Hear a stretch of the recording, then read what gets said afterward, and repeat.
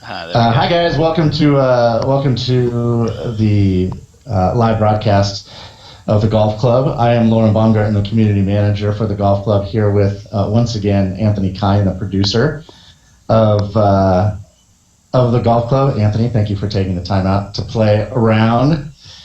No problem. I see Jim Jim's online, one of my favourite players. Yeah. We're hoping people don't join our round because we can't take the competition. But we're gonna try and start doing this every week, guys. As we alluded to before the holidays, we played around with it a couple of times before the holidays. But now that we're all back and everybody's back in the office, we're gonna try and do these once a week. We're gonna try, I think. Correct me if I'm wrong, Anthony, but we're going to try and do them at the same time each week on Wednesday afternoon, evening, depending on where you're located. Yeah, that would be perfect if we could do that. So. Yeah, and then each week it'll be myself and somebody from the team, whether it's Anthony, frequently probably, or some of the other guys, Adam or Peter or Jordan, whoever has the time or wants to come on, Paul, play with us. Maybe we can get Dylan on to hack it up a little bit if if the company will allow it. And then we're just gonna play around. We're gonna check out some new courses and answer questions and that sort of thing. So this week we asked questions in the forums per your guys' suggestions from the last broadcast. You suggested that it might be easier just to take questions in the forums ahead of time and not worry too much about the chat, and so because it was a bit distracting. So knowing that, we have a list of questions. Anthony and I are going to go through and answer. We're going to play around. We'll be here, as I said, each week in the coming weeks. So if we don't get to your question or a question that you want to ask, you can add it to the thread next week. I will interact where I can with the chat, but I don't know if it's going to be a ton. So again, this is only the second time we're doing this, so we're just testing it out. So bear with us. And with that, Anthony, we are playing the golf club at Hunter Meadows, which is it's a countryside theme, of course. Right, Anthony? Is that right? Yeah. It is, yeah. I want to make sure that I give appropriate credit to the creator of this. I believe it was the Headhunter is his name in the forums. It is the Headhunter. But this is a great countryside course, super realistic feeling. And so we're going to play this afternoon. Anthony and I, turn-based. Do you have your turn-based enabled, Anthony? I do indeed, and you're up there now in your striped shirt ready to go. Oh, did you shoot already? Yeah. Well, you ever jabbing? Okay. I've been playing mostly on the PS4, so my skills with the Xbox 360 controller, which is what I'm using, are maybe a little bit lacking, but hopefully I'll be able to keep up. Are you playing with a 360 controller, Anthony? I am indeed. That's all I play with. Yeah. You're playing on your laptop, right? Yep, on the company laptop that we use. It's a beast of a machine. I am playing on my home-built PC with a Radeon 7950 is what I'm playing with. I'm playing on an object detail of 1. Wait a minute. Looks like somebody joined. Looks like it's on the fairway, but it's all right. I have to.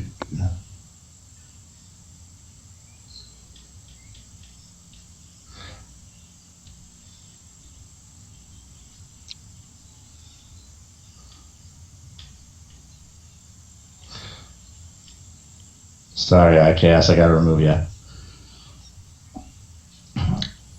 Alright. Is that you in the orange shirt hacking it out of the rough on the first and the second shot? Yeah, I know. It's not good, is it? Anthony, what are you doing, man? I haven't even started asking you questions yet. I saw that question coming up later about the drive accuracy, so I thought I'd just put it in on purpose. So you thought you would, on purpose, Yeah, that's my story anyway, and I'm sticking to it. All right, so I'm going to start firing questions at you, Anthony, while we're playing.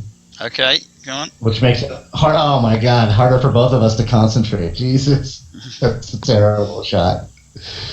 It didn't come out too badly. All right, I'm not starting with the softball either, eh? Yeah. I'm starting with the Jay Cawthon question because the man deserves to have his questions answered. He asked them so graciously. John was asking in the forums about the new recent SDK update for Xbox One and the availability of the 7th CPU core, and he wanted to know if we had gotten that SDK that allows access to the core. His knowledge of the the low-level system. I think we should interview him for a job here. Right. Yeah, it's something we're looking into at the moment. We're not using the 7th core at this time, but we've got to investigate. Really, you can't just push it in and just say, okay, is this going to work? We need to see how it's best going to work with the game and stuff like that. So it's something we're going to look at and hopefully maybe be able to get in. That was my beautiful chip, by the way. At some point here, somebody asked for further down. I have a list of questions here. A couple of people asked for a demonstration on the putting, and I'll go through sort of how the putting system has changed a little bit and do a little demo of that in a little bit here. But I never want to talk during your backswing, Anthony. That's the hard thing about this. Is I don't want to. Oh, you can talk. It's not you that's putting me off. It's you. Didn't you beat me by a shot? Oh no! You beat me by a shot last time, didn't you? So. Yeah, I know. I don't have a handicap on. I don't have a handicap on the PC yet because I've been playing so much on the PS4. So I got to get a handicap on the PC so you and I can play. Yeah. With handicaps. Have you played this course before? I haven't played this course. This is a really nice course. It technically plays easy, although your +2 on the first hole would belie that. But it's technically rated as an easy course, but it's a super realistic looking course. I think it looks beautiful. I think Headhunter did a great job. So it's got a feel of Lullingstone your friend is Castles golf course in the UK where I used to play as a youngster. A really good 9-hole, and this reminds me of the 18th. The 18th oh, really? hole. Yeah, it's got that sort of look, the countryside look, and stuff like that. So. Feeling very at home. All right, question number 2, Anthony. Let's see here. And some of these I can answer, so we'll just, as I read through them, if I can answer them, I will. But it says, can you explain the number of course plays, how the number of course plays is figured out? Total number of plays across all platforms, or do we see only the number of plays on our own platform? I can explain this. Also, is it unique users? That I don't know, actually. But so, yeah, the number of plays that you see is platform specific. So if you're on the PS4 and you see the number of plays, it is just the PS4 plays that you see.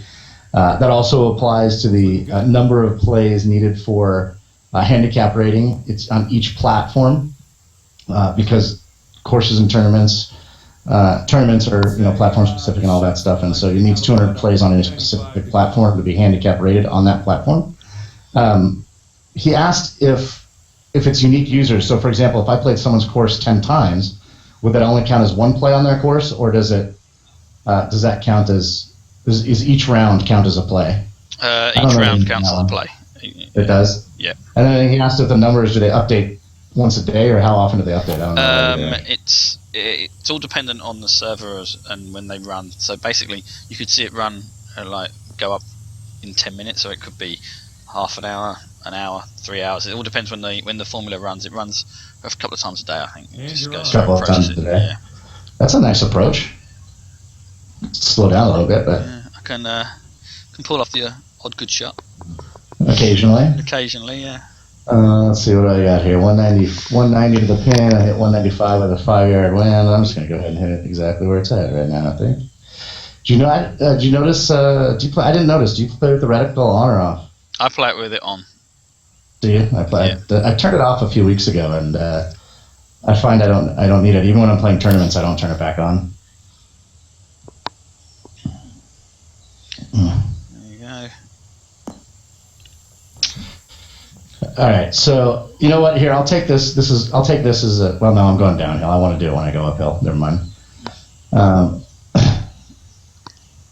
just gonna do a little putting tutorial, but this long putt, I don't know. This is a place to do it. I feel good though. I feel good about this. Get in there. Get in there. Oh, the pain. And that was close. Now you put a bit of pressure on me.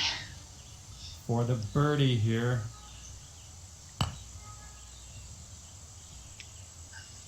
Oh man.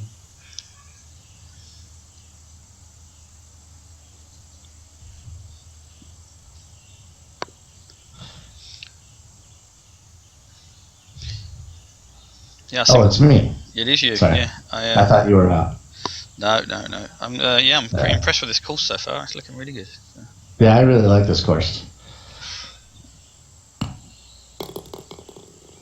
All right, nice little 2-foot putt.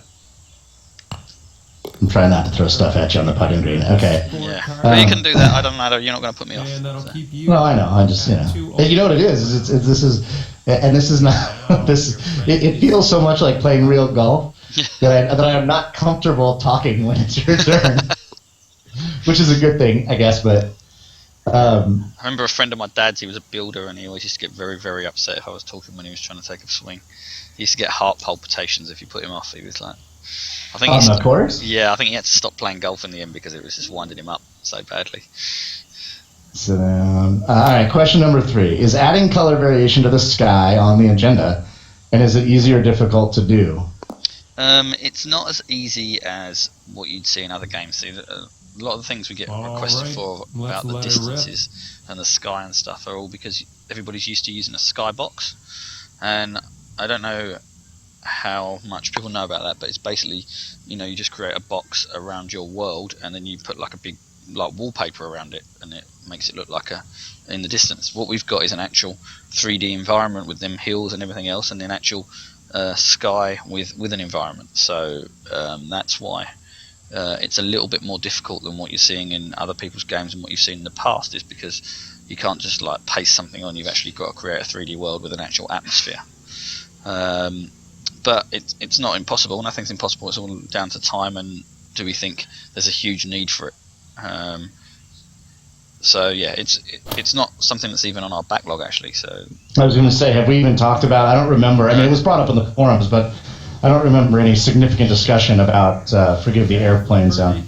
I don't remember any significant discussion about adding colors to the sky up to this point. I think there's, and correct me if I'm wrong, Anthony, but I think we have more on our plate that we sort of think would add more value at this point than. Yeah, exactly. Yeah. And if it's a huge need, if it's something that people really think that would add something to the game, it's gonna come in for us, and we just prioritise our backlog a lot from what people are asking for and what we feel will move the needle in each update. So. Gotta hate missing the par. So close.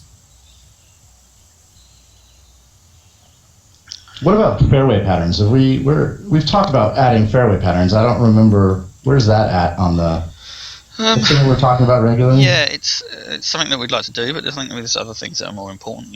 Looking at people like Taste and some of the stuff that he's building, and some of the other guys out there will we want to build some surrounding walls and holding walls for the water and stuff like that. And we want to fences, stuff like that. So they're going to come before we do anything like the fairway patterns. Well, let's get out of here. Yeah. So guys, again, just to remind you, right now I'm not monitoring the chat because I got the game window and Anthony and the questions up, and so once we get through these questions, I'll try and take a look at the chat later on down the line. So please forgive me for not responding to the chat questions right now. I'm going to turn off the commentary because it seems John's talking over us. Sounds like a meeting. Typical John. Typical John. What have we got settings? There we go. God, this course is so beautiful. This course feels really very realistic to me.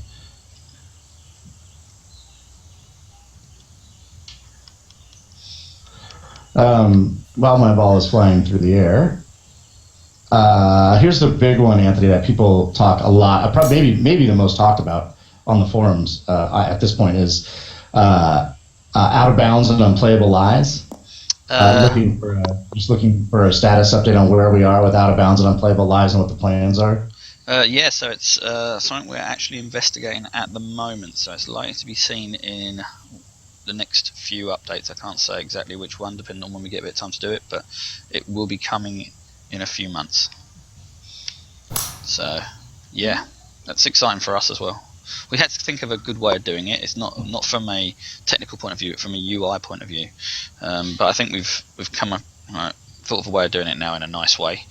So that's what we're going to be looking at and investigating over the next few weeks and months. I'm sure people will be very happy to hear that. Like I said, it's probably the most most talked about question. Your shot is better than mine. Go figure. All right. Come on, baby. I feel good about this one. I have 4 strokes on you right now? You do. I had a bit of a nightmare on the last hole as well. Bogey. So it's going to be tough. I want to stop asking you questions and just pay attention to beating you. I need an excuse, so yeah, you keep doing that.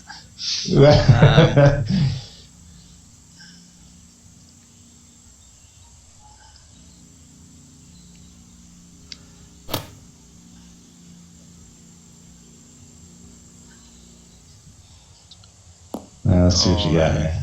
Not as much as you, unfortunately. Let's see it. You shanked your swing a little bit, didn't you? It's not bad, though. These greens are pretty receptive. Yeah, I like the greens. They've got enough about them that you need to read them, but not enough that it's just irritating. That it hurts. Yeah.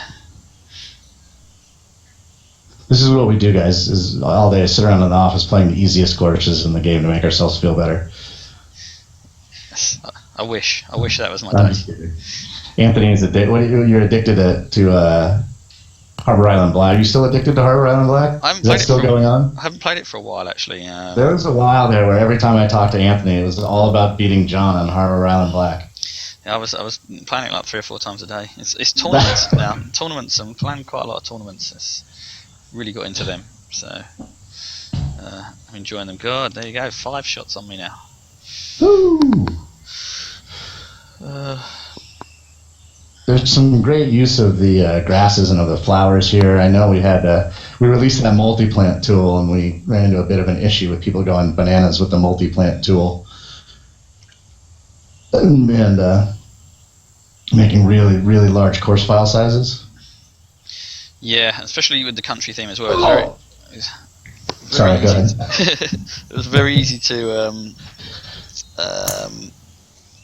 plant a lot of trees, and it really slowed it down. But those big, like planting the big willow trees, or yeah, that killed it a bit. But yeah, overall, it's like if people are just a little bit sensible, that it should be able to create really good things. I said in the dev diary last week, use the max tree stuff as a bit of an indicator of what you can do. Oh, I went left, you went right. There's water that way. Oh, no, that's alright. Alright, let me take your mind off it with another question. You ready? Okay. Hold on.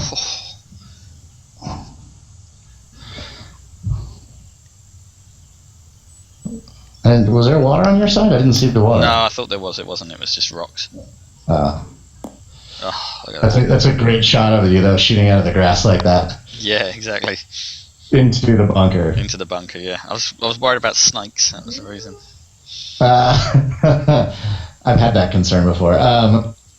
Okay, so one of the next questions that I know actually a lot of people ask about too, this is kind of a biggie, is sorry, I'm trying to set up my shot while I'm talking to you. Is larger font sizes, making like the fonts and the shot shaping tool and all that stuff more easily readable for people that maybe don't have perfect eyesight, kind of thing. I know that's an issue for a lot of people. Where are we at with? I know you and I talked about that a couple of weeks ago. Yeah, we did. Yeah, we talked about it before Christmas, didn't we?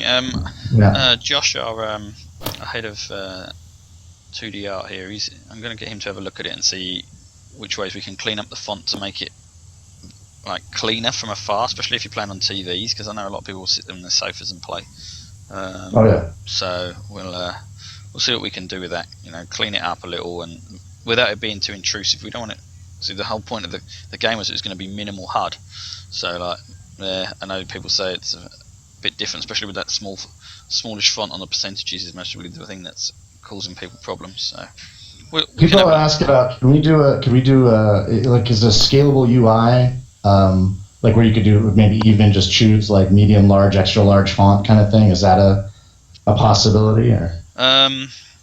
Yeah, it could be. The problem with it is that with different scalable UI, then you've also got scalable resolutions. It becomes you've got so many things to look out for, where things can override stuff and stuff like that you're going, okay, there's a just it's an endless amount of testing and stuff that you could end up with issues. So having a limited set is somewhat easier. It's a bit like, when you're working on the iPhone compared to Android, when you're doing one phone compared to like all the different resolutions that the Android gives you. It's that kind of thing. It's just this, if you know exactly the set that you're working with, it's easier. So there's things that we can do, and there's things that we're going to look into. So hopefully we can clear it up for a few people. That also relates to the next question, is about and this is a good place to talk about it, is about making the cup more visible on the green, or maybe making like a 10 flag option or something to make it easier for people to see the cup, especially from long distances. It was something we've actually started on. Devon actually put something in. You could have a flag pole sitting in the flag in the cup, so you could toggle it on and off. But we never got around to finishing it. So hopefully we get a bit of time and we can do something like that, because it is. Right. I know from a distance it is very hard to see, and especially on some themes rather than others, it's even harder to see, and times of day and stuff. So it would be nice to have something that you could just toggle on and be like a semi-transparent flag, just to give you an idea where the pin is. Right. Somebody asked about, Anthony, and I don't know if I had that in this list of questions or not, but about doing the same thing with the golfer, like toggling the golfer on the putting surface to make them transparent relative to, he was talking about how like really extreme right to left breaks, the cup gets blocked by I guess having the flag there would fix that problem, wouldn't it? The cup gets blocked by the golfer, so you can't see where you're going. But I guess if you could put a flag in there, you'd be able to see where that cup was. Yeah, and it's we can do something like that, because it's just again, it's time. There's so many little things that people want and we want to do ourselves. It's just like, where do we put that? Off in the deep rough. Well, you're giving me the best chance to catch up with you here, but you gotta have honors on at least one hole. Yeah. So I should never have got into a course cold and not know how to play it. It's like you've played it a couple of times, you know it. So. No, just one time, but it was right before this broadcast. Oh, right.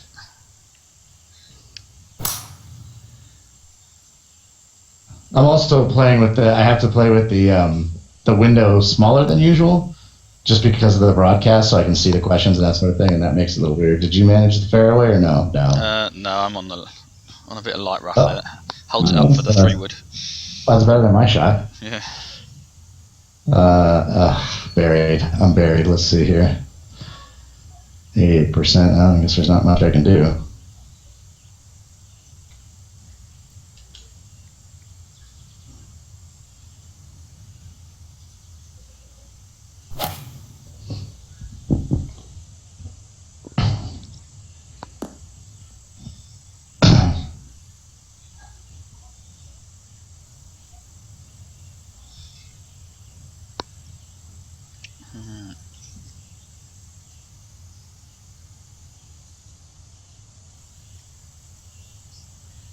Right, I'm gambling with a 3-wood here, so shame I haven't got one of them straight shooting joypads. I could guarantee.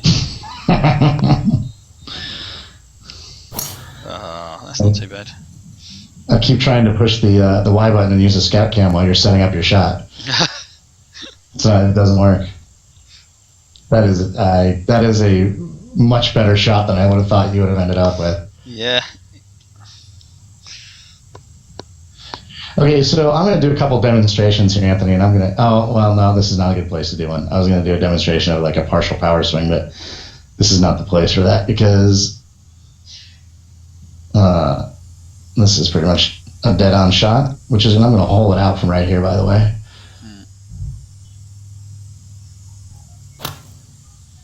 Or maybe not. Yeah, I hear a lot of people talk about they find it hard to get like a 64% swing and this type of percentage swing. All I can say about that is, in real life, I've never looked at the flag and think I need to hit this at 64%. And it's one of them things that golf games over the years, ever since I remember them back on the BBC Micro when I was like 6 years old, have always been a little bit too mathematical for my liking, where the game of golf is not mathematical. It's more about feel, and that's one of the things that we really tried to do with the game. And I think that we've done a pretty good job of it. Really, there's a few things we'd like to iron out and get better and better, but overall, it's a lot about feel, and it's one of them things I think with the putting marker that a lot of people were moaning about, where it's getting stuck behind the player's head, and we weren't seeing it because we weren't really using it as much as other people, because we were all about the feel of looking at the distance of the pin and just hitting the ball. Well, that's why I thought. I wasn't even paying attention. I just was not even looking at I was not even looking at my avatar when I took that swing. That's why I thought I might do a demonstration. That shot you just took was a great demonstration of it. But I tell people, I've said this before. I think in our last broadcast, we talk about in the office. We all have different opinions on different aspects of the game, and one person says, I think we should do this, another says, I think we should do this, just like we all do in the forums. And we've talked about, you talk about the feel of taking that swing, and you remember we removed the percentage that shows up in the bottom right corner on the putting green because we thought it was confusing people, and I sort of advocate for that on the approach shots myself, and maybe even in the entire game personally. But and I think the key, and this is why I want to show a demonstration of this, I think where people get caught up with those where people get caught up with those partial power shots is they're doing exactly what you just said, is they're looking for the math, right? They're looking to hit 64% or they're looking to hit 50%. And the way people should look at it is the way you look at it on the golf course. If I want a half swing on a club, if I want a half distance, I'm going to just sort of swing it at either half speed or half of the backswing or a little bit of both, right? Yeah. And that's exactly how people should look at it when trying to do a partial power swing on the approach shot. And if you do that and don't pay attention to that percentage in the bottom right corner, I think you will have, at least I have had much, much better luck getting it where I want it. And that percentage, Anthony, correct me if I'm wrong, because I've never totally been able to. I guess I'm going to have to remove you again. Correct me if I'm wrong, because I've never been able to sort of articulate this very well, I don't think. But that percentage in the bottom right corner is not a direct relationship to distance. It's not a. If that says 64%, that doesn't mean you're going to get 64% of the distance of the maximum distance of that club. It's a percentage that represents club head speed at impact, right? Yeah, something like that. I can't remember the exact physics and the variables that go into it, but yeah, it's not a dead-on, like this is exactly 60% of the overall yardage of that club. Yeah. And so what happens, so you can actually do, for example, like you just did a partial swing that says 64% on a 100-yard club, and it doesn't necessarily go 64 yards. It might go 50 yards, right? Yeah.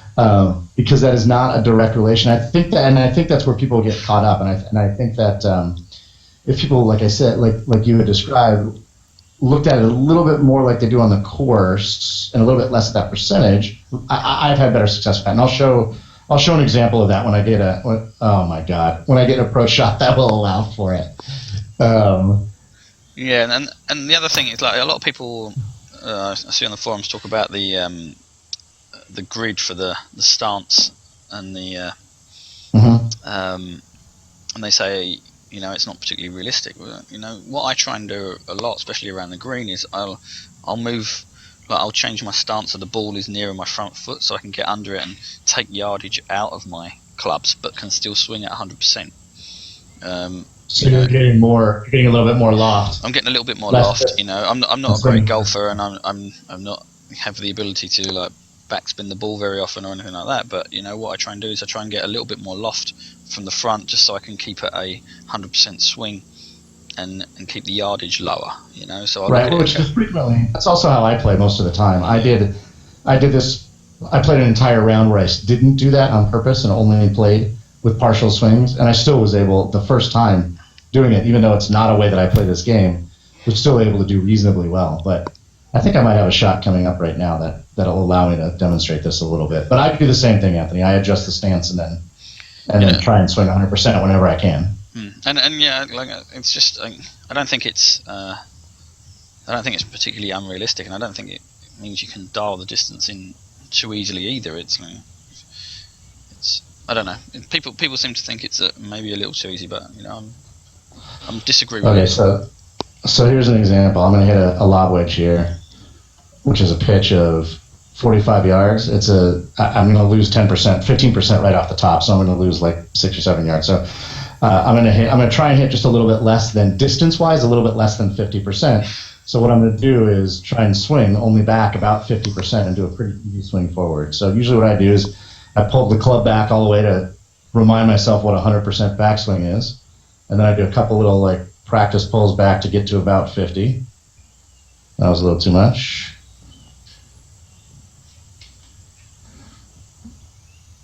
That ended up being a pretty good shot.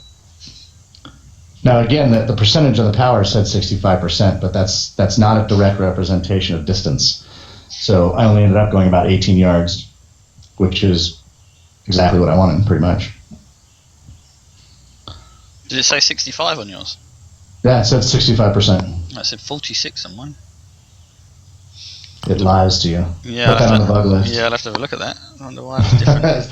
Is Adam F behind you so he can put it on the bug list? Put it on the bug list. Yeah, where is he? He was up playing the Xbox version all day. So he's watching the stream, going, God, stop! Don't stop! Don't end this.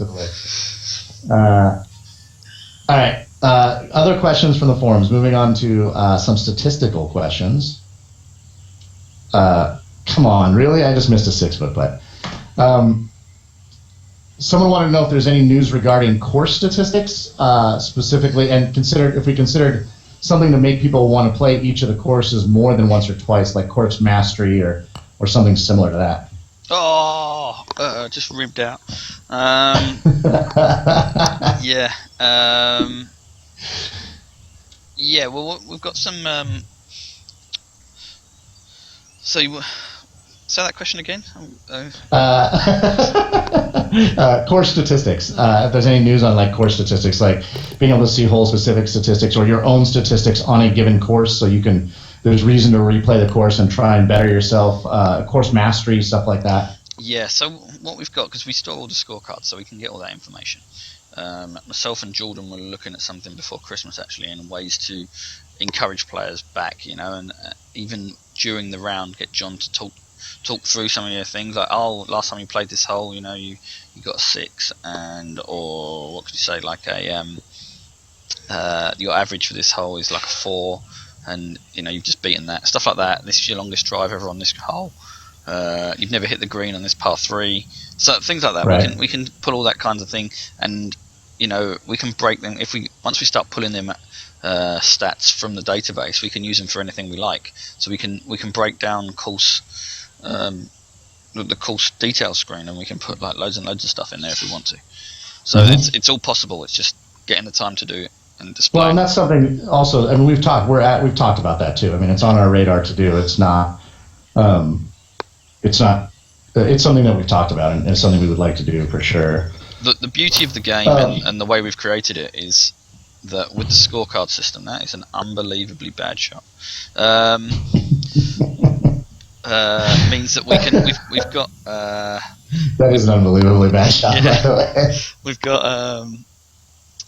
all the data we could ever possibly want, so it's just pulling that data in a way and displaying it in a way that's actually edible for each player to look at and useful. Well, and furthermore, that data exists, meaning like all your data exists from the beginning of playing the game, and so if we add a feature like that in 6 months from now, which theoretically we'll be able to pull from, your previous scorecards. So it doesn't necessarily, right? I mean, yeah, that's the thing. It's like the handicap system. We could just pull from all previous scorecards to create all the data for the golf courses that had already been played. So we can go back through them things and we can look at them and we can get all that data that we want. Right. It wouldn't be a broadcast if I didn't ask you about an API for pulling course statistics for tournament creators. Yeah, them guys at the TGC tours, they love them. You're doing a great job, by the way. I know. I do love looking at their website as well. It's really well done. Yes and no. We've got some stuff actually at the moment that we're working on internally that we're hoping to push fairly soon. that will help them with that. It won't be a full API as of yet, but it will have a lot of stuff that they can look at. So I'm hoping that will go some way to helping them out with their tours, and that's all I can really say about it at the moment. But yeah, that should be coming soon, like around end of February time or something like that. So and then after that we'll look at some sort of plugin or API that we might be able to make available for people. Oh, nice part.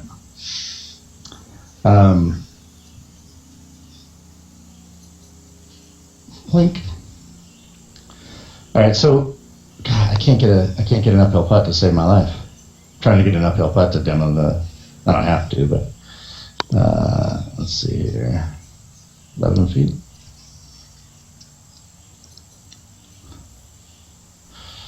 Seven strokes on you now?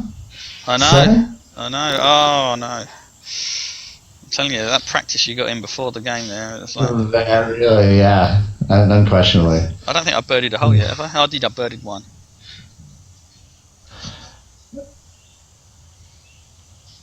This is a nice, big, wide open fairway for you. Yeah. Huge landing zone off the tee. Oh, nice. This reminds me a bit of the. It was a hole at the London Golf Club when I was there for the Volvo. They had a fairway a bit like that I could go. That you could go and hit on. I saw that Shane Lowry hit one over that way and then try and take a shortcut to the green, but then he hit it into the water. It was. Oh, I haven't even looked at that route actually. Yeah.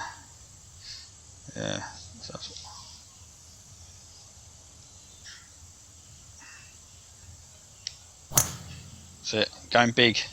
This might have been a big mistake. No. Yeah.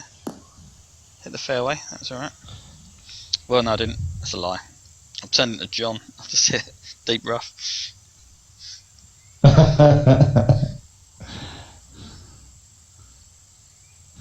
Looks like I'm still away though. Let's just take a look here. Oh, not much to choose from.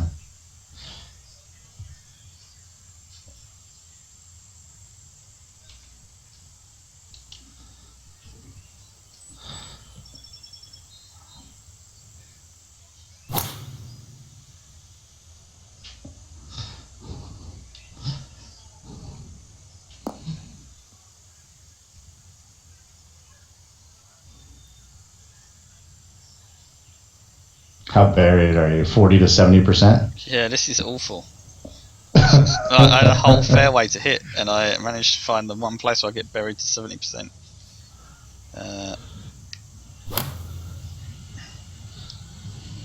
Why'd I do that? That was just insane. Did you see? I'm trying to like look overhead and see where the water is compared to where you are, and it was straight into the bunker. It was just like I knew where I was going to be hitting it. Luckily, I'm not too plugged, so.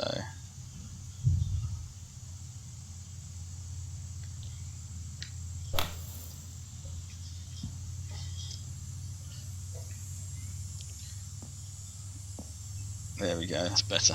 Yes. All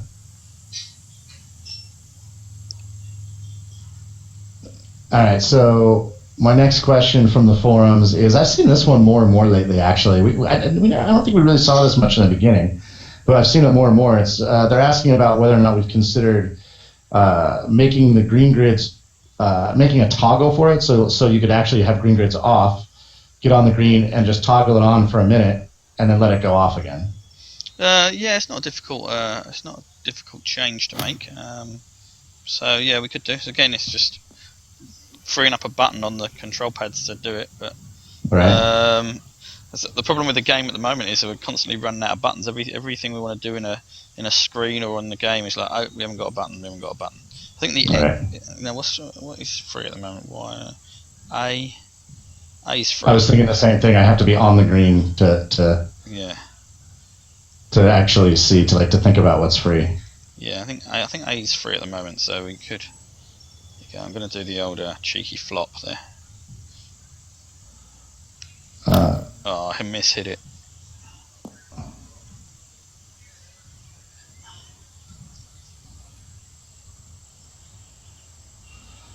That's not a bad shot, though. No, but it was wonky swing. It's what we were talking about the other day in the meeting, where I said we wanted to change the difficulty of the flop a little more to make it's just a little too easy. To make it harder, it's too easy now. It's too easy at the moment. Yeah. Right. I don't want people to get confused and to think that you said we should make it easier. Make it even easier. Yeah. Should be able to flop on the driver. It'd be nice if we could flop the driver. Oh damn it! I don't like this putt at all. There we go. So this is an interesting question, Anthony. I didn't really think about this until I saw this question. The question from the forum reads, my question is, how do you feel about the difficulty of the gameplay at the moment? I know there were talks of tweaks to make the flop shot more difficult, which we just talked about, and was wondering if anything else was possible. I know the difficulty of the course has a lot to do with things, but it seems in these TGC Tour events that if you don't make a birdie on almost every hole, you're losing a stroke to the field. Is the dev team comfortable with that?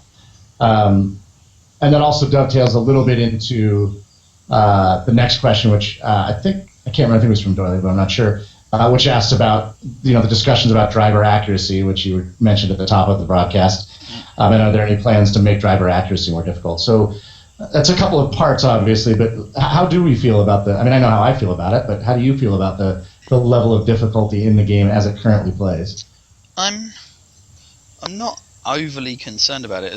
Who asked the question there about the on the TGC tours, if you're not getting a birdie every hole, you feel like you're losing a stroke to the field. Well, if we make it harder, it's going to be if I'm not getting a par on every hole, and I feel I'll make it even harder. It's going to be if I'm not getting a bogey on every hole, I feel like I'm losing a stroke. So if everybody's playing at the same standard, it won't really make much difference how difficult it is. It's only on your individual rounds, and do you think you're scoring a lot better than you should? Like we're not really seeing on quite difficult courses people hitting like 18, 19 under, regularly.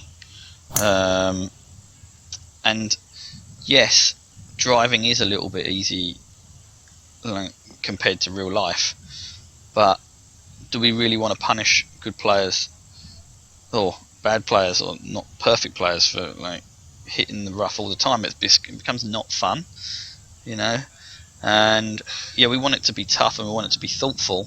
And when I play golf games, I want to be able to play, well, any sports game really. I want to play as a person who would be good at the sport, but with a mental, with the mental thought that goes through my head. Because physically, I'm not able to be as good as Tiger Woods and Rory McIlroy, but mentally, I want to be able to challenge myself in the same way. So I don't want to be forcing difficulty on drives and stuff. I'd rather have the benefit for me and the fun for me is, being 70, 80 yards from the pin and saying, okay, how do I get this over this bunker? There's a hill, there's a big crosswind, things like that make me want to think about it a little more, but make it not frustrating, because you don't want the game to be frustrating. You want it to be hard, and you want it to be hard for the reasons that you need to think, and when you don't think about it, it doesn't become mindless. And I think we've got a nice balance there. So I wouldn't want to make it too much more difficult. There's always going to be little tweaks, and I think as I said about the flop shot there, emotionally the flop makes it a little easy at the moment when you're in and around the green. But driving and stuff like that, I wouldn't want to change too much. It brings up another question that somebody asked further down the list, but actually it's just a couple questions on, but I remember that it was asked, and that was, and you and I talked about this on Monday, I think. I don't know if you've looked into it or not, but that question about is the game reading, from a stats perspective, is the game reading par 3 drives that land on the green as missed fairways?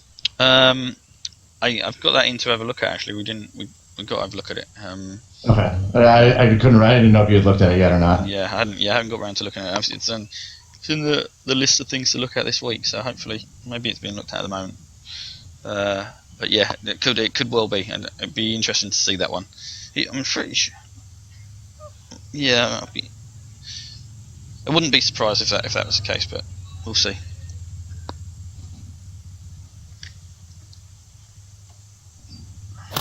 Don't back up any further. There you go. Nice bit of backspin there. They're still closer than me. More than I wanted, though. Yeah.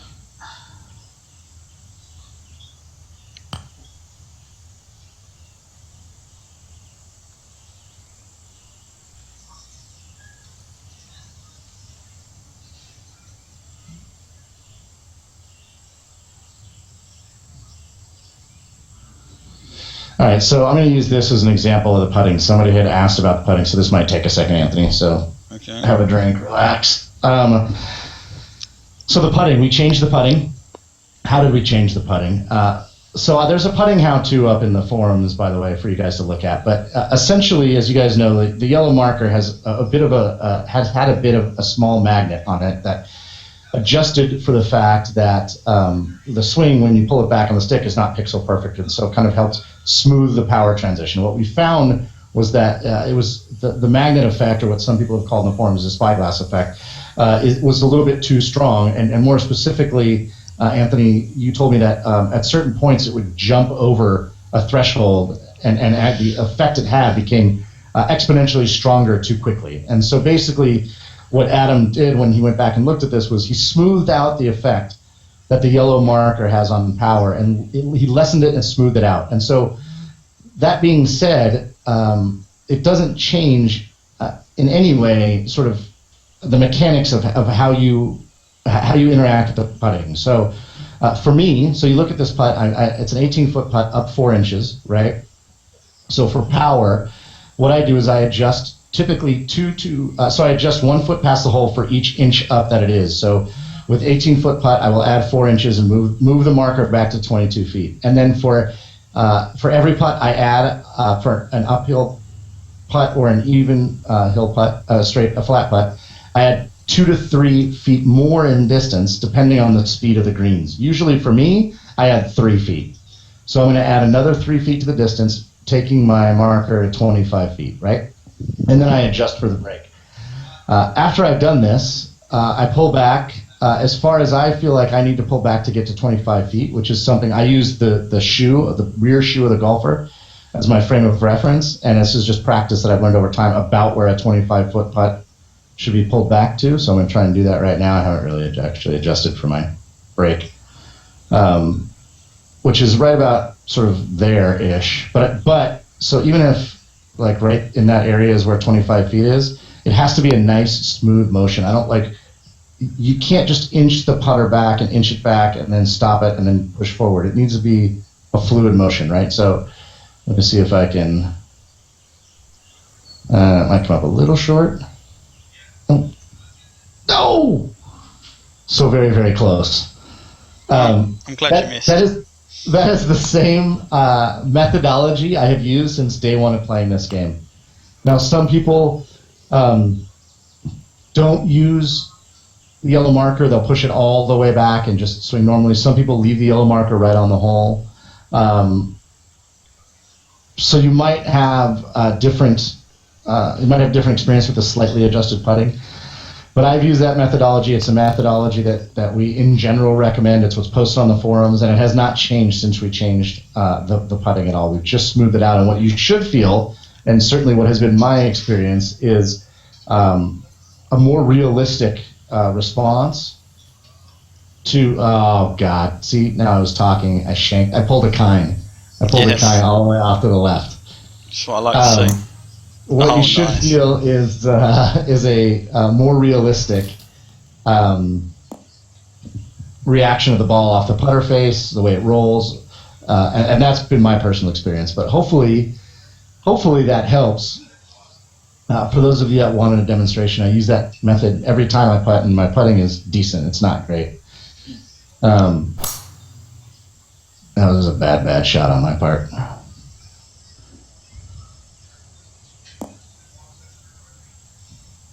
Take that though, I'm right down the middle of the fairway. Perfect shot for me.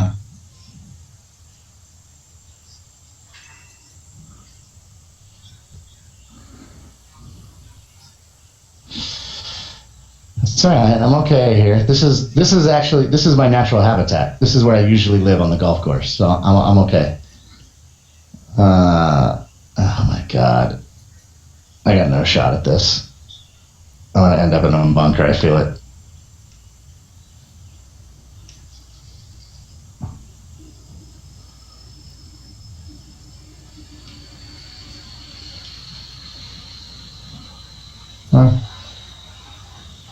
Not in the bunker, at least.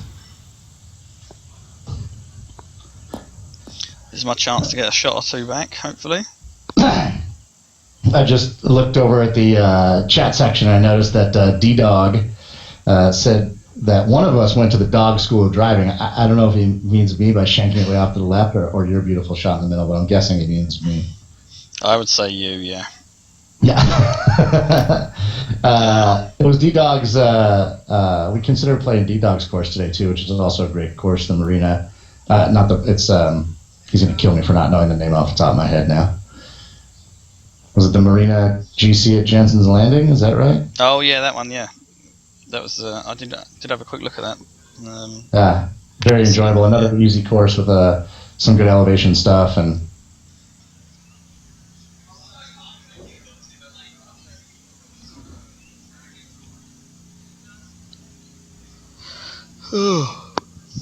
Okay. This one's going. Just going to swish right in the hole. Oh my God! No.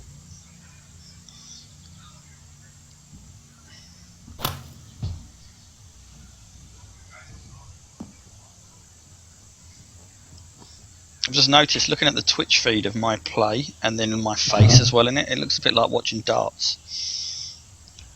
It looks a bit like watching darts. What do you mean? Well, the way the screen is always split, and you can see the player's reaction to their own shot. Oh, right. Yes.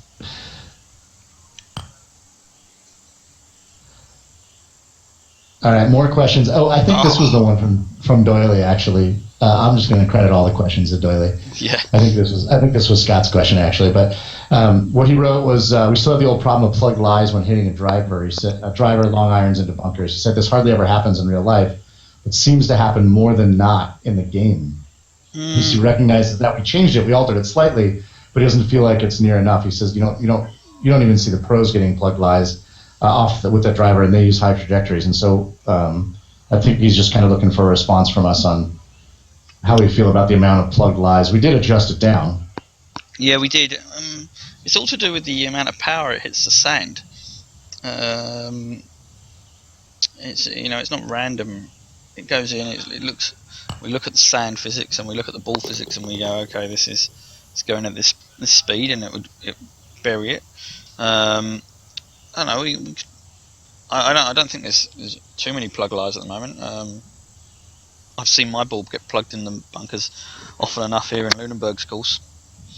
I don't know. We can have a look at it and see what we think. But as I said, I'm not playing the game and going, there's too many plug lies at the moment. So. Yeah, personally, I haven't noticed that either, but I will try. I too will try and keep an eye on how much it happens. But I noticed a significant difference when we tweaked it. I know it was plugging too frequently, almost every time actually, prior to tweaking it. But I think since we've tweaked it, I don't feel like that's really been a big issue. But I underpowered that shot. All right, here's the next one. This is about the handicap system. You chose to implement the USGA handicap system pretty much exactly in game.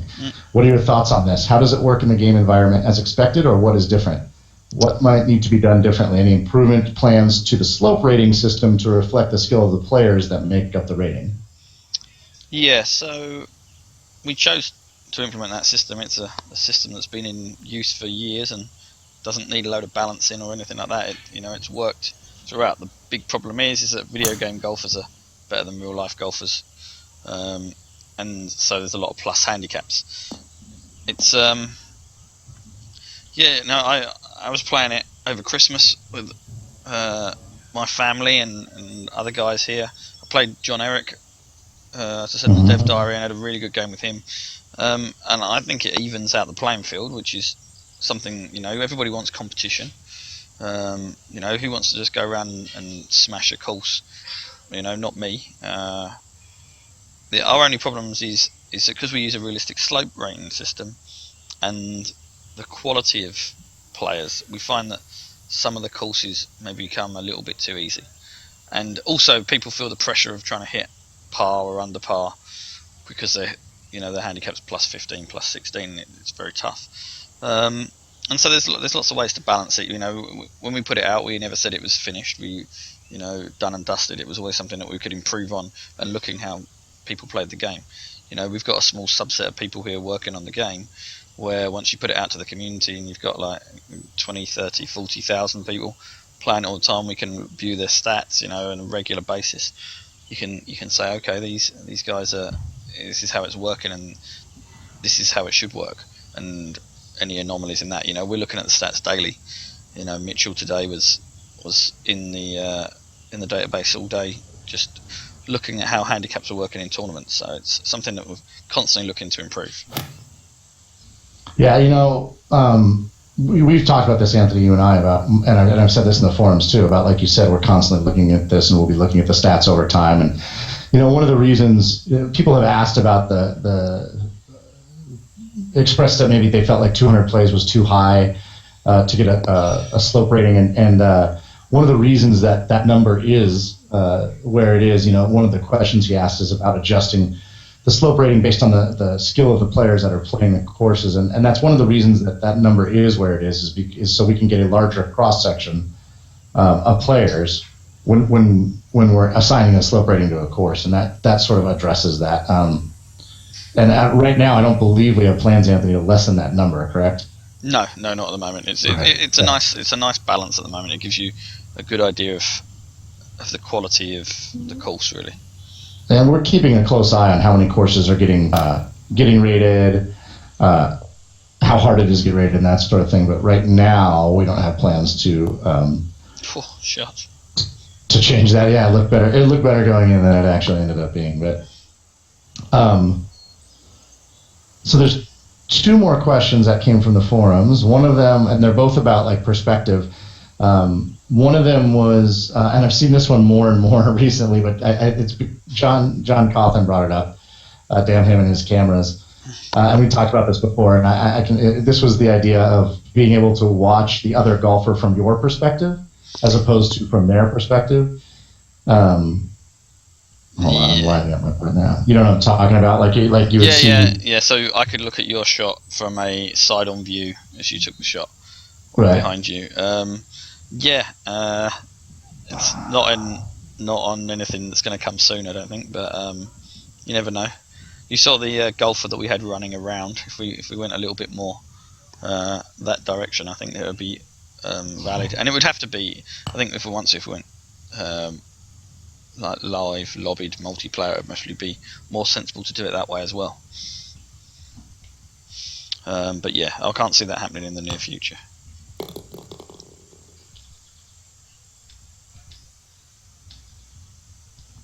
And then the last one was this one popped up recently as an interesting suggestion. This is people are trying to better their putting. The idea of allowing the perspective on the putting green of looking straight down at your putter. Yeah, I saw. I was amused by that. Would we get a load of grief for not being able to show the putting data? Where would you put it? Yeah. I think that would be like they set up their shot entirely and then look down for the actual shot, and then determine their power by. I think the idea is that for people were suggesting that A, it creates a more realistic feel, and B, if they're looking down at their putter, that might be a little easier to judge how far you're pulling back, or I think that's the idea. I don't. It said it's not particularly high on our priority list at the moment. But certainly cameras are something we worked on in the first update, and overall it wouldn't be a huge task to do. It's just getting a bit, it's just time really, and all these little things take a lot of time, So, add all the little things up, and then they become. Suddenly, it's 5 years worth of work. Exactly. Right? Oh my God, what's going on here? I think so that was all the questions from the forums. I'm seeing a couple in the chat. Jim, it looks like you had asked about accumulating the plays from all the platforms since they are the same. I think you mean for the handicap ratings. And Anthony, you and I were talking about this because I asked the same question about it being 200 plays from each platform. And I think the idea was to try and keep the tools as consistent as possible. So people that are playing on the Xbox get a handicap rating, a slope rating, that is made up of other people playing on the Xbox. People playing on the PS4 get a slope rating that's made up of other people, more than likely playing with the same tools, DualShock 4 and the PlayStation, and obviously with the PC that breaks down a little bit because of the difference in how players are playing. But I think the idea, and correct me if I'm wrong, Anthony, was just that it would be as similar as possible. That you get a slope rating from players that were using as similar as possible a setup that you would likely be using, correct? Yeah, that was the reason for it. Just makes life a lot easier as well for server side and stuff like that. But definitely due to the fact if you can keep everyone near enough on the same controllers, you've got a bit of a better idea of how well things are playing. Because say one course gets released and 199 people play it on the PS4. The DualShock, and it's slightly easier to hit straight with the DualShock than it is in like the Xbox controller. It sort of skews it a little for the Xbox users and stuff like that. So we just wanted to do that and keep it level. I'm laughing because someone said no yawning to I you, know. first of all. Yeah, it's really warm in here. It's really funny. Like living in Canada is quite amusing for me because it's like always so hot inside compared to the UK.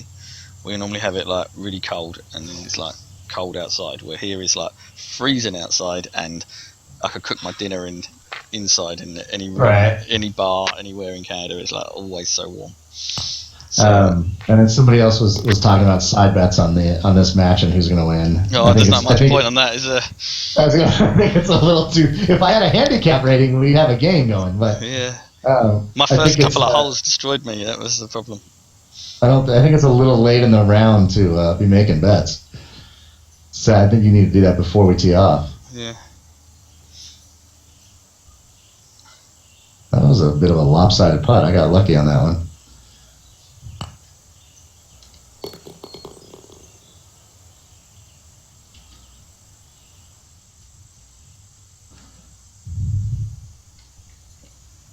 Right. Oh, it's a nice high tee on this one. Makes you feel like, I was going to say it makes you feel like a better golfer when you send it flying, but when you see my shot, you'll realize that I spoke a little bit too soon.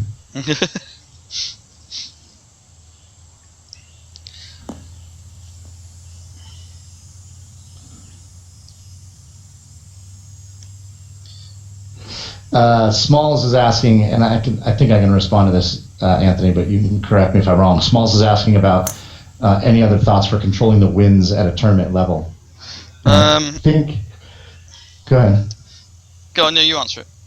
So I think where we're at with this, and I thought I said this in the forums and maybe not, but the issue with that is that the wind is the wind is the wind throughout the entire game. It truly is a global wind system, and so we can't give tournament creators control over the wind. And again, correct me if I'm wrong, Anthony, but we can't give tournament creators control of the wind because that would affect the wind on the course for people in regular rounds as well, and other tournaments. And so, the wind is the same throughout. It basically requires to completely rewrite the wind system to give one person control over it like that, because it would override what people are experiencing in the regular round plays. And if two tournaments had different wind settings, then it would just be a complete cluster, right?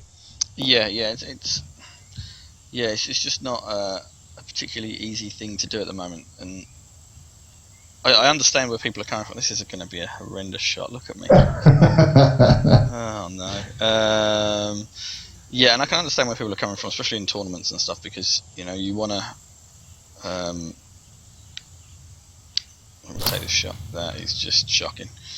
In some other bushes. Yeah, you don't want people going in, waiting for a good wind, playing their 4 rounds, and then coming out, and then you go in to play your round, and it's 12 to 15 mile an hour gusts. So yeah, it's something that I can see where people are coming from. It's a valid point, and something that we should mostly try and look into. But as it is at the moment, it'd be a big undertaking to do all that. So we want to sort of want to improve other things first before we hit on that. Yeah, and the issue. So D-Dog asked also about like having the course creators set the wind conditions, and the issue there this is we understand the concerns, and it is something we think about and we'll continue to think about. The issue with that is nobody would ever set their wind conditions over 8 miles an hour, right? And so then you effectively take. Nobody's going to want if you just set it at the course level, so it's always the same wind. No one's going to want the wind to always be 15 to 20 miles an hour, right? Because then very few people will play the course because it will always be that way, and it gets a little bit tricky around that as well. Do you know what I mean? Like I said, everybody would end up putting their winds at under 10 miles an hour, and now suddenly you don't have extreme winds or high winds or even moderate winds being part of the game anymore.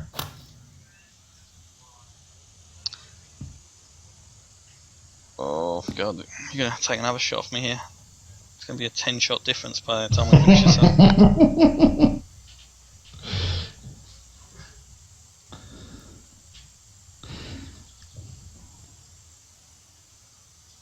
Yeah, I mean the thing with the wind is it's not like it's.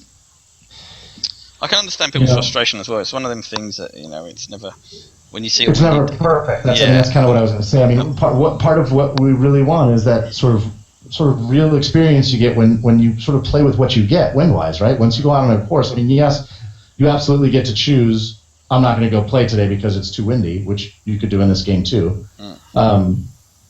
But when you go out on the course, you sort of get what you get, and you have to deal with it, and that's part of the game of golf. But once you introduce that into the game, it adds some complications, right? And so it's not as dry as it may seem.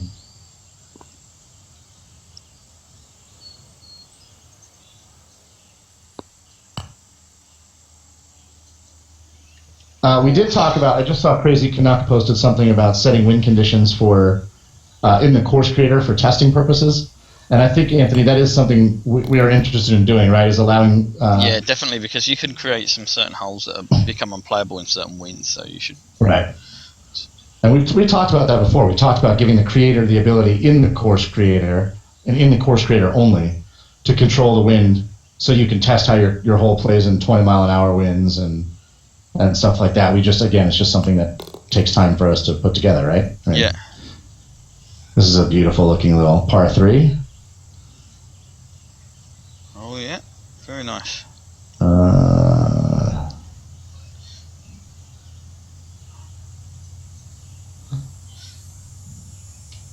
So yeah, 10-shot lead on me. It's because you're obviously busy with other things there, clearly. Because usually it's not this bad. Yeah.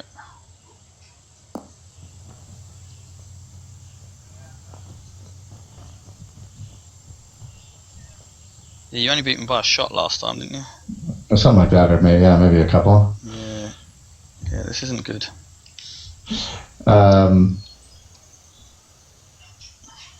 SG Stretch is asking about skill points and stuff like that, and I'm sure we've talked about this a lot, but I'm guessing you're somewhat new to the community, and that's absolutely totally fine. Welcome. That is not something we do in the game at TGC. We really want people to improve in the game because they're improving themselves, not their avatars. Do you know what I mean? We don't want your avatar getting better, becoming a better putter or a better distance swinger. We want you getting better at the game and better at controlling the swing power. And so it's kind of it's been a fundamental design pillar from the very beginning of the game, not to have that sort of RPG element for if you can call it that, for the avatar itself, but that the player gets better because the player practices and gets better, if that makes sense, Stretch. And we've talked a lot about that in the forums too. We're happy to talk about that. Yeah, the RPG element sort of got pulled into sports games a few years back, and it was just everyone's sort of doing it. So I wanted to get away from that, really, where we were competing against people that had racked up such amount of times on the game that you could never compete with them, because anybody that's got a job 9 to 5 and a bit of a commute like I used to when I lived in the UK, you'd only get an hour or so in the evening to play the odd game, and yeah, you could never really compete with anyone at that time, because that was the worst part I've ever had. and so you just couldn't compete with anyone. So online wasn't fun. So we wanted to get to a point where it was actually all about, your skills at the game and learning it and mentally your skill.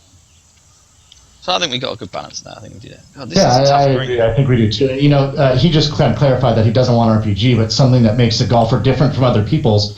And one of the things we're looking into for that, other than of course aesthetic customizations, which is something that are planned for down the roads, different color, maybe different shaft color, stuff like that. But one of the things that we definitely want to implement, and I think we will get to at some point, is having different clubs in the bag. Allowing, giving you basically 14 slots and letting you choose. We've talked about this before. Anthony likes the 7-wood, or if you want to play with a 1-iron, or you want to have different, or you want a gap wedge, and certainly that would be a way for people to have differing,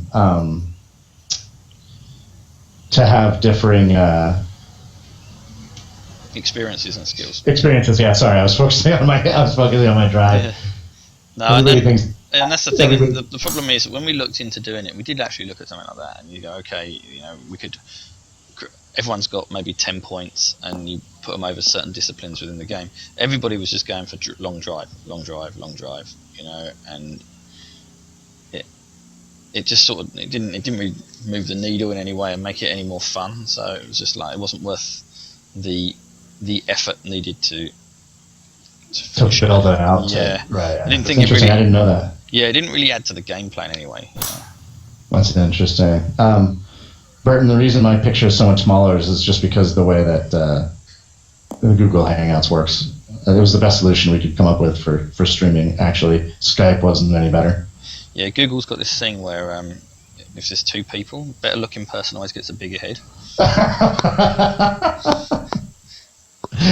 It's either, if it goes in this order, first it's a better looking person, and then if you're from the United Kingdom, you actually take precedence, and then after that, if you're American, you actually you're relegated. If there's any other nationality in the room, you're relegated to the smaller picture. Yep, which is what I am, by the way.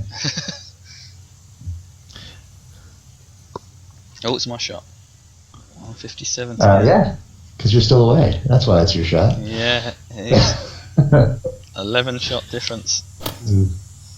Oh god, everything's just going to the left. I think this might have been the controller I took to the UK with me, and I think it must have got damaged in the bag or something. That's clearly. See, everything's pulling to the left. You know what we need to do, Anthony, is we need to play around where we both play with mouse and keyboard. Yeah. I played it in the seat. There was one night. Not as often as I should really. I play maybe a couple of times a week with it. I'm more of an Xbox controller guy. That's really what we've tried. I'm amazed at how much. So I played starting in early access. I was playing until the game came out on console, months and months, and hundreds of hours with the Xbox controller. And now I've been playing almost exclusively on the PS4, and coming back to the Xbox controller is taking some getting used to. Yeah, I've never been a big PlayStation controller fan. Actually, it's neither have I historically, but the DS4 is much better than. It's the positioning of the analog stick on the left hand that I. Yep, I agree. The 360 is for me has been my favorite controller up to this point. Oh yeah. I just think it just sits in the hand so perfectly. The size, where the thumbsticks are. Sorry, I'm taking a little while on this putt. To no end. It wasn't even close.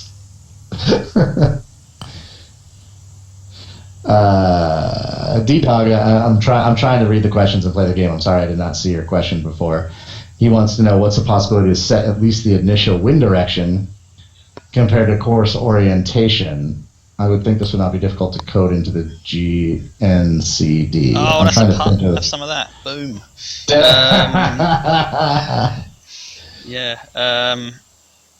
Well, wind seems to be a recurring theme on the forums. When we did this last time today, it's something we can take a look at, and we can see any ways we can improve that for people. Get more options. I personally really like the wind. I do, and I think. Remember, guys, we've been out. The game's been out for September, October, November, December, January. It's been out for 5 months now. And so you are getting into my head, damn it, dog. So we're continuing to put out updates and work on stuff, and so and that's the thing. The more feedback we get, the more we'll look at stuff. Yep. And as we check things off our list, and big things, handicap, career mode stuff's coming. We're doing not just small things but big things, and as we move forward and check things off our list, we can move towards other stuff. But initially when we were looking at the course designer, I was looking at putting a sort of a longitude and latitude rating on it that you could put, or your nearest city or whatever, and then you could hit like a weather server and find out what the weather was in that area for the day, and then you could actually play at that point. But the problem is once you start getting a huge amount of users and you start hitting them weather servers, they start charging you for hitting them, so then it becomes expensive. It's like if you've got a website that hits Google Maps a lot, Google starts charging you for hitting Google Maps, so it's the same. I didn't know that. Yeah, so it's that sort of thing. So it's like the more we looked at it, the more it was could become costly, and it was not something we want to do. 'Cause it would be great. Imagine making that where you create a course with a certain longitude and latitude. It could be your local area, and then you look out the window, and every time that you look out, it's like the weather matches. Yeah, it'd be great. Fickett was asking about retaining walls. We commented on that earlier. That's retaining walls are maybe in the next update, but sometime in the next couple updates, right? Yep, definitely. We've got them in, and we're just Jim's creating some courses and making them work at the moment for us. So now we just got to get them into the UI side of the course creator for it. So. Oh, here's another one. I'm so shocked, actually. Nobody brought it up in the forum questions. That comes up, I would say, is probably, my guess is number 2 to out of bounds, and that is multiple pins. Multiple pins, yeah. So it's actually like quite high on our list. Oh, another great part. Damn it! Yeah, it's quite high on our list of things to do. It's just it's a difficult thing to get into the game in a way that you go, okay, so you've got your 4 areas of the green normally, where you've got 1 pin, 2 pins, 3 pins, 4 pins. The problem with the way the ghost balls work, so I could be playing you now, but this could be your ghost, but I can do turn based, and next minute I'm looking at you part and you're in a different part of the green to what I am. Then there's also the UI element of adding it as well. So it's the problem is it's not difficult, it's just time consuming to do well, and for what you get out of it at the moment, and the amount of time we've got for the next update, it isn't worth doing. But it is something that gets brought up every time we go to do an update, and it's reasonably high on our priority list. So I wouldn't say that it's never going to happen. It's just dependent on when, really. Keith, is it Keith Callahan? Is this your course that we're playing? Are you the headhunter? If you said so earlier, I didn't see it. Yeah, I think it was. Yeah. Was it? Yeah. This is a great course, and he just put out a teaser that he has other pins done for this course as well. Good course, great course, Keith. Yeah, Doily. I mean, that would, yes, we can do what you just said, which is, you only see the ghost balls associated with a certain pin setup or something like that. But again, like what Anthony said, it's not a great swing. It's doable. It's just time consuming to do it well, and so it's a matter of where we can fit it into the production process.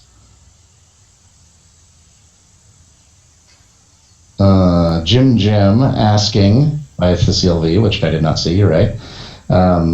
Any chance of pine straw or a theme with pine straw? And then to echo others, updating rural alpine autumn themes. Yes. Yes. and yes, we're looking at doing some updates. You're just saying yes now. Yeah, if I just say yes, yes. everyone will be happy.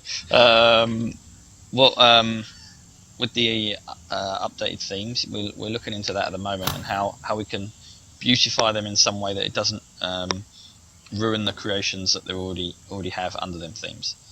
But yeah, we do want to make them a little better and bring them up to the quality of like the countryside theme and the other things that we've added recently. So yes to them, and then Pine straw was the other question. Yeah, we're working on a few other textures and surfaces at the moment as well. So maybe it could be. That's a good point. Pine straw. Yeah, we know we're looking at the mulch. We're looking at cart paths and stuff like that. So it's like it was really cool to see what Paul was. It Paul that did the splitting off the like global objects and the theme based objects and yeah. Can I take that with a 3-iron? What do you think?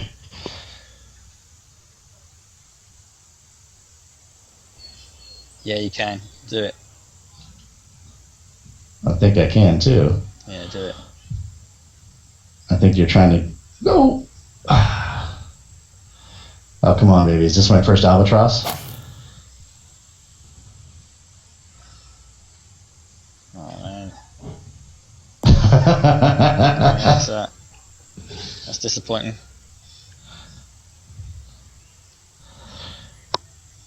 Real-time multiplayer. Did we talk about that already? I talk about it every day, don't I? I know. Real-time multiplayer, not in the short term. Again, it's something that we want to do, definitely. You know, it's not we're not saying okay, we don't want to do real-time multiplayer. It is, but unfortunately, it's a big ask. It's expensive server side. It's time-consuming. It increases a lot of the technical requirements needed for Sony and Microsoft. And as much as we see a lot of people saying they want it, it's not actually as much as you actually think, because it's people that are on our forums and people that are online already. So it's a bit like going into a bar and asking who wants more beer. You know, everyone's going to say yes. Where if you go into an AA meeting, most people say no. It's a bit like that, really. It's like we want to do it, but it needs to be enough people that want it in the short term for us to push it up our priority list. Well, and oh my God, it is a tricky putt for anyone.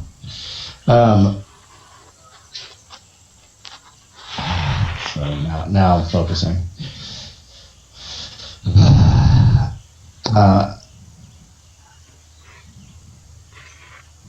Get in the hole. Get in the hole. Oh! And it's one of those things that, you know, there's sort of these. It's a pretty, like you said, it's a really big time investment. We can't do a lot, you know, all these big things simultaneously. So what we do know is it's likely not coming for the spring update. Not likely. It's not coming in the spring update or in this next. We're not. Are we sure about the update schedule? Not overly at the moment. Right. We can't put exact dates on it. So. But it's not coming in the immediate. It's certainly not coming. But this is a known thing. Obviously, it is something we want to do. Yeah. Liquid Snake offered to give us $20,000 to push it up the list. Well, that might be doable. That could do it.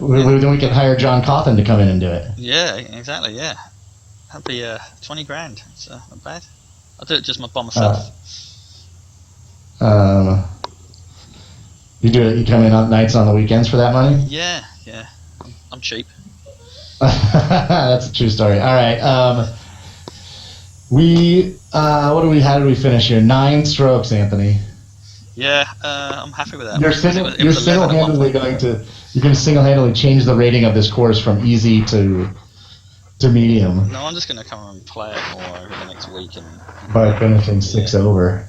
All right, guys, we're going to wrap it up. We answered a bunch of questions. Obviously, we can't get to all of them every time, but we will be back here next week. And like I said, we're going to try and do this every week as frequently as we can and continue to answer your questions. Thank you guys for coming and watching. Anthony, thank you for playing around on this beautiful course. Yeah, if you want to talk to anyone else, just put it on the forums, because I'm sure you don't want to talk to me every week. I'm sure we can mix it up with different devs. So just put it on the forums. Yeah, absolutely. Yeah.